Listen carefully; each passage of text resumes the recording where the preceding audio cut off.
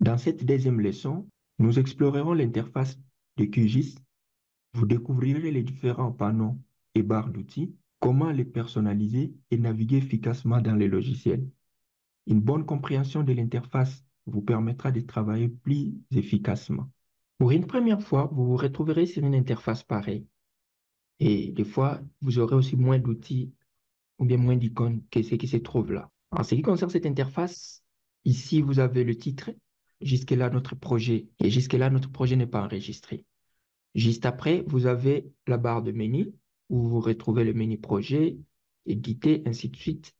Et dans chaque menu, vous avez des fonctions. Toutes ces fonctions sont encore reprises ici sous forme d'icônes.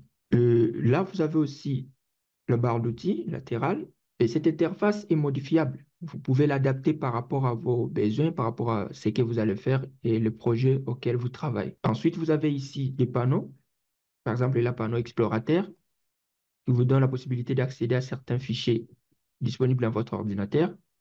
Juste en bas, vous avez le panneau couche qui est modifiable, donc on peut le bouger, le placer là où on souhaite, c'est en faisant clic, glisser, comme vous pouvez le voir. Je peux le prendre là pour l'amener de l'autre côté. Donc, je peux prendre l'explorateur qui est là, je le ramène ici. Donc, cliquez glisser. Je peux ramener couche là pour l'amener juste en bas de l'explorateur. Donc, cette interface est modifiable. Vous pouvez la transformer selon vos besoins et selon le projet auquel vous travaillez. Toujours concernant l'interface, pour lancer un nouveau projet, vous pouvez directement cliquer sur Nouveau projet vide pour commencer, soit encore aller sur le menu Projet et cliquer sur Nouveau, ou encore faire CTRL-N. Là, vous commencez un nouveau projet.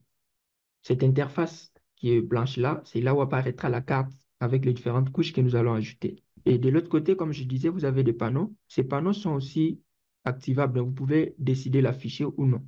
Pour le faire, vous allez sur le menu Vie, ensuite vous descendez sur Panneau. Une fois que vous êtes sur Panneau, tout ce que vous avez là coché, c'est ce qui apparaît sur cette interface. Par exemple, l'explorateur que nous avons juste là. Si je viens sur Panneau et que je décoche Explorateur, vous remarquez qu'ici, Explorateur a aussi disparu. Pour le faire réapparaître, je reviens sur Vie, je descends sur Panneau et je vais cocher Explorateur.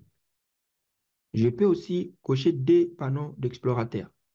Je vais sur Vie, Panneau et puis je coche Explorateur D. Donc voilà, j'ai Explorateur 1 qui est là et D qui est ici.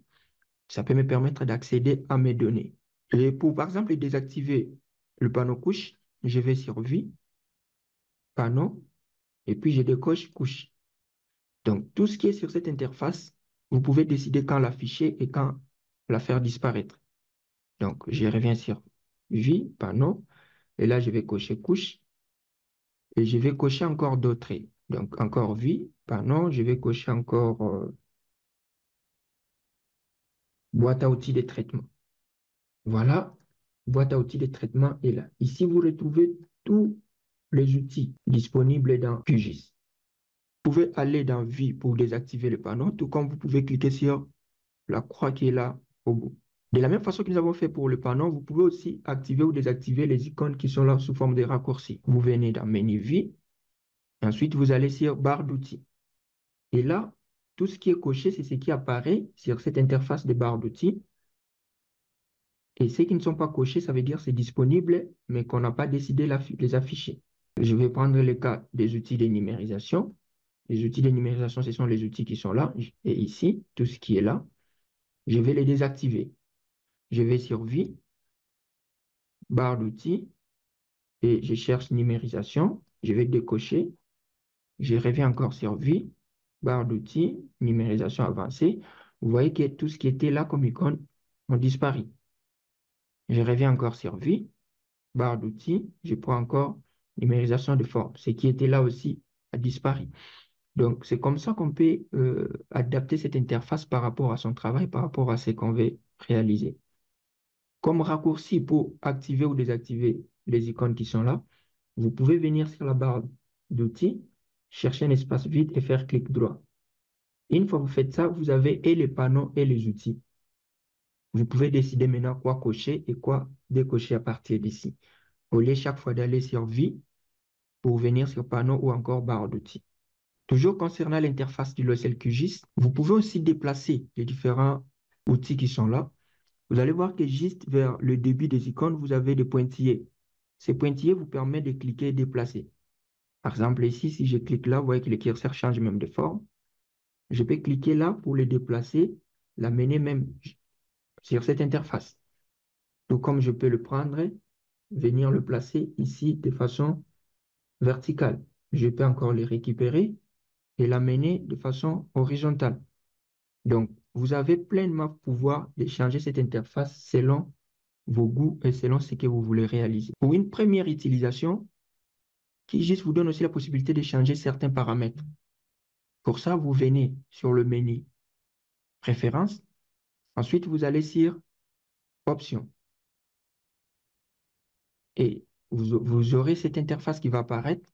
Du côté gauche, vous avez des options qui sont là. Si on va sur Général, ici, on peut décider, par exemple, en premier lieu, remplacer les paramètres régionaux du système. Supposons que vous travaillez sur un projet, que vous êtes dans une zone spécifique, vous pouvez faire en sorte d'utiliser, par exemple, la langue pour la traduction de l'interface, utiliser le format monétaire et les nombres et les dates par rapport à une zone locale, ainsi de suite. Et au niveau de l'application, vous pouvez décider par rapport au style et certains changements de paramètres ici nécessitera le redémarrage du logiciel QGIS, comme vous pouvez le constater. Pas mal de choses que vous pouvez faire du côté profil. Pour le profil d'utilisateur, vous pouvez aussi créer plusieurs profils. Par exemple, ici, je peux créer un profil coach ou encore formateur. Et puis, je peux créer encore un autre profil consultant. Ça veut dire qu'il y a des projets que je réalise comme consultant. Il y a d'autres projets que je réalise comme étant formateur. Mais toutefois, vous pouvez utiliser QGIS sans toutefois toucher ou changer ses paramètres. Vous pouvez déjà utiliser le logiciel avec ses paramètres par défaut pour un premier début.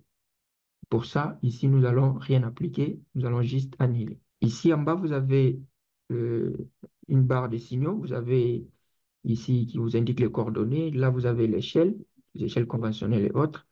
Vous avez la loupe, la rotation et vers la fin, les systèmes de coordonnées que nous verrons bien dans nos formations avancées. Juste au début, du côté gauche, vous avez un espace qui vous permet de faire la recherche d'un outil. Tout ce qui est fonctionnalité ou outil qui est disponible dans QGIS. Par exemple, là, je vais chercher l'outil tampon. Voilà, dès que je fais ça, ça me présente tout ce qui est comme outil portant le nom de tampon dans QGIS.